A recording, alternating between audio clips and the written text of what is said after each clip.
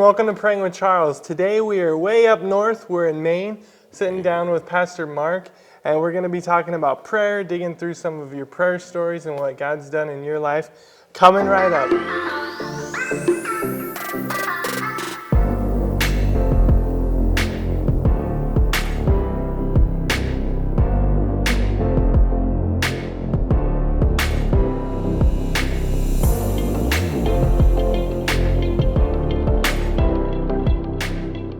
All right, friends, if you've been with us a while, thank you so much for subscribing. We love to bring you guys on this journey with us. We're way up north, over here in Hampden, Maine, just enjoying ourselves. Guys, we've had some rainy days and some sunny days, but God's definitely doing some awesome stuff over here in Maine, so we're excited to get into that. Pastor Mark, thank you so much for having us. Oh, it's my joy. Thank you very much. Be here. Glad to be here, that you're here too. Yeah. I'm glad I'm here, and I'm glad you're here too. Yeah. So if you tell us a little bit about Discovery Church and what God's doing over here in your congregation and how you guys are reaching this community, I think that would be awesome. Yeah, well, this is my home church, has been for some time. I've been involved with this church for some 30 years. When you look back at the time that I first started coming, going off into missionary service in South America for 14 years, and then the church called me back, and I've now been pastoring here for 17 years, going on 18 years in June. And we've seen a lot of changes. The church actually used to be called Church of the Open Door. We recently changed our name to Discover Church, and so there's been a lot of changes.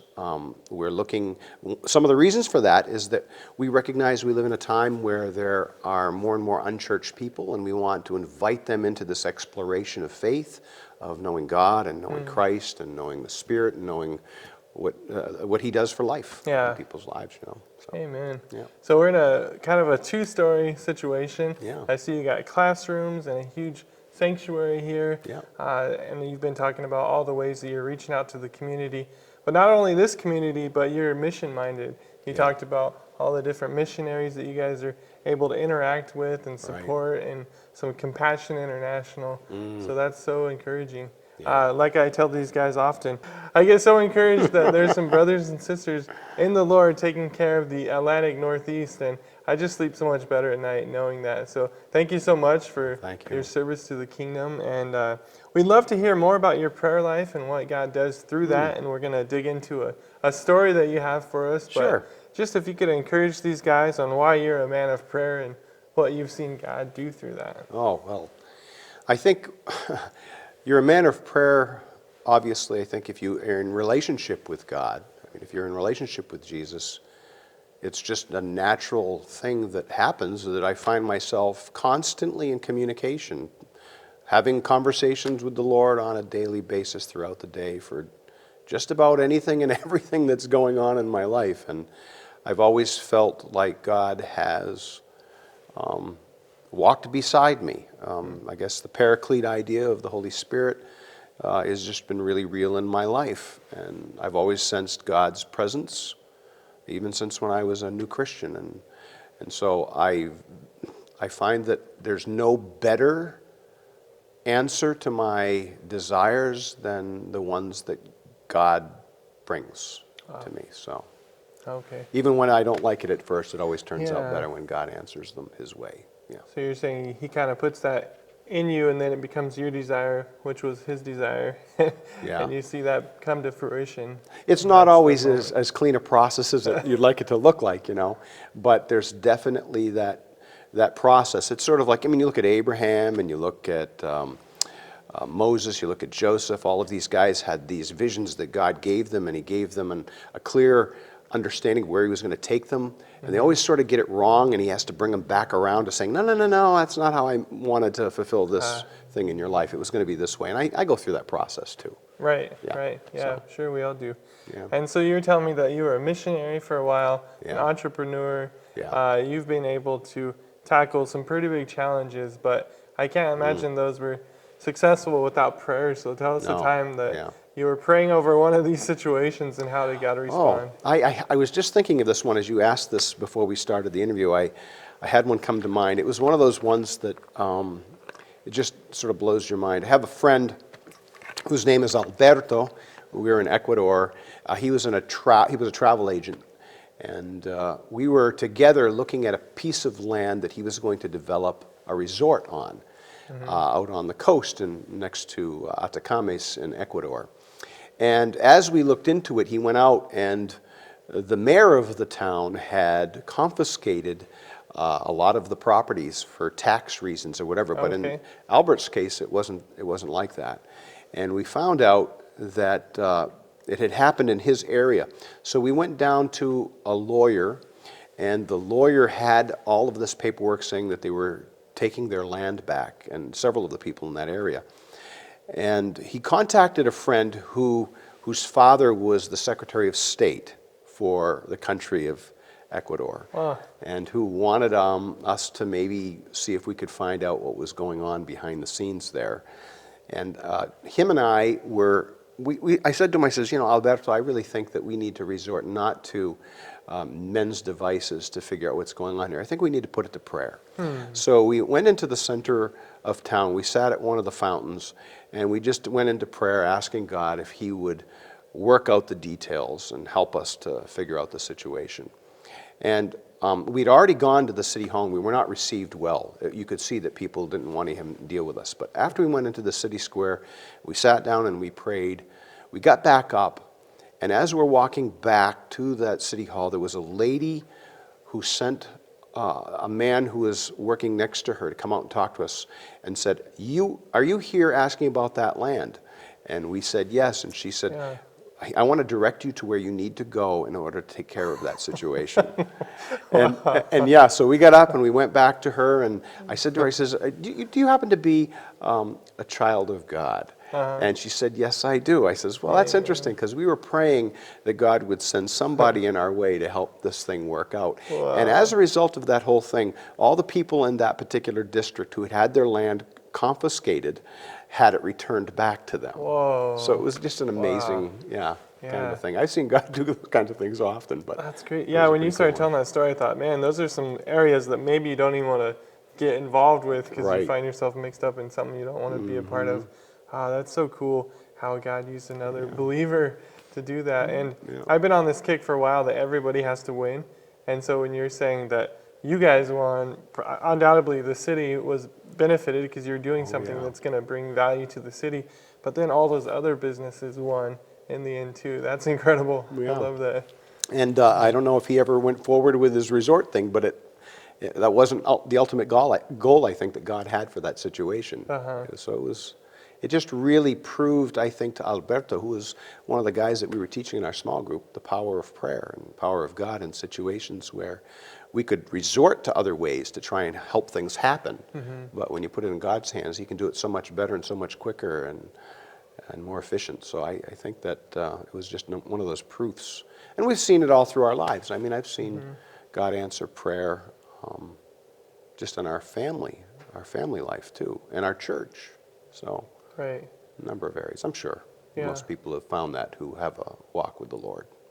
Well, yeah, we sure hope so, but that's why we're out here telling some of these stories, because we still think there's some people in 2020 that haven't heard the gospel, that haven't heard that if you pray even at a town square for something major, that God's wanting to move on behalf of his people. We serve such a good God who does love his children, who really does want to move.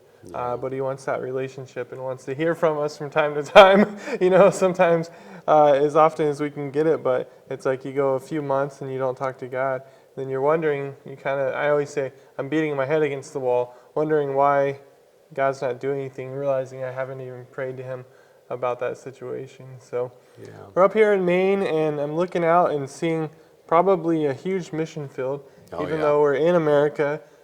You had to go to South America to be a missionary, but now people are coming to America, I understand, to do mission work because it's a huge field. So what do you see God doing over here? And you're probably reaching out to some of these smaller communities as well. And it's one of those things, when we were in Ecuador, South America, as missionaries, I couldn't comprehend why God would take somebody who spent his life learning how to speak Spanish so he could be fluent, and to a place where there's no Spanish people.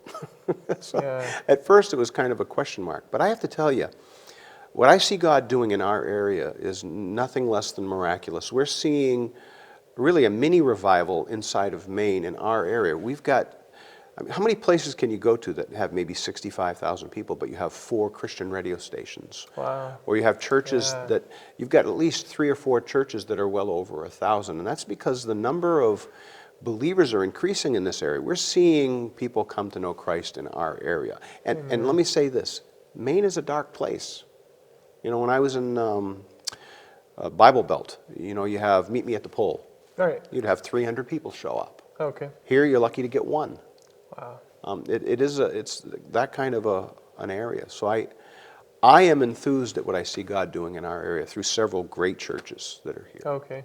Yeah. Yeah, just from conversations with other churches and gas stations and restaurants, it does sound like there's a bit of a depression thing going on, some alcoholism, maybe even a little bit of drugs making their way up this direction. Yes. And so it sounds like maybe with some of the weather and stuff, that's affecting it. Because I lived in Portland, Oregon for a while, and of course up through Seattle, there's just a beltway there that's full of that stuff. But so yeah, before we leave town and before we leave your church, we want to cover that. And that's something that you guys can do. Yeah. I always give you homework, but today, friends, you know, pray over this area, the state of Maine. Of course, we want you to pray over this church and Mark and his family and this community, because that's how the body can come together. Believe it or not, we hear stories all the time of whether it's missionaries or friends across the country. In fact, even right now, we're in Maine, and we know we have friends back home praying for us. Guys, that's something you can do to partner with this church even today.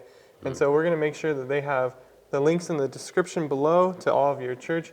You could watch as you guys live stream. Everyone's doing it now after COVID. We're doing that and now. you get to know this congregation a little bit more. But make sure and check the description below for information about their church and, of course, praying with Charles. But what kind of words of encouragement would you leave these guys with if we're thinking whether it's battling through family issues or COVID, or you've told me some of the stories that didn't even come up today with your family. How can a guy or a gal stay in the faith? What's something that you could encourage them with? Yeah. I think that oftentimes, you know, we look for those moments where God is showing up. And I can say this, that in my experience, God doesn't necessarily show, or I don't see God showing up, and that's probably my perception. I don't see him showing up as often in the good times as I do in the times of crisis. I think that oftentimes it's crisis that drives us to our knees, and we find ourselves calling out to God. And it's sort of like it said, you know, in the darkest moments, the church has the chance to shine the brightest. And I think God does that. You look at Christ coming into a dark time to be the light of the world, and he takes a chaotic world and he brings order to it. And so I really believe that in your darkest moment, no matter where you're at, whatever that is, God is waiting to shine a light into it and bring order into it, and you can trust him to do that. Just bring it to him. I really believe that prayer changes outcome. Yeah, that's it. I'm in full agreement, man. That's so good. Yeah. I couldn't help but think about the Israelites and how they were knuckleheads, you know, and they just couldn't get it in their brain, and God had to send them out into a foreign land for them to really start understanding how good they had. So hopefully you and I and these guys don't have to hit rock bottom, but obviously, like you say, when you do, boy, oh boy, God is right there to show up and do some stuff. He's always good. Yeah. Well, Pastor, thank you so much. Yeah. We're so encouraged to be partners in the ministry with you guys. Friends, we're always out in a different place. You don't know what state we'll be in next, bringing you prayer, travel, and adventure. Friends, I just want to say, may the Lord bless you and keep you. May he lift his face upon you. May he look upon you with favor and give you grace and peace. I just hope you have the most awesome week. I pray that you'll leave any comments down below. Anything you're struggling with, we'd love to pray with you guys. We'd love to cover that in prayer to the God who listens, to the God who's on the throne. Friends, if you haven't already, if you'd subscribe, that'd mean the world to us. Check the description below on different ways to support Praying with Charles. Until the next video, guys, we love you, and we'll see you then.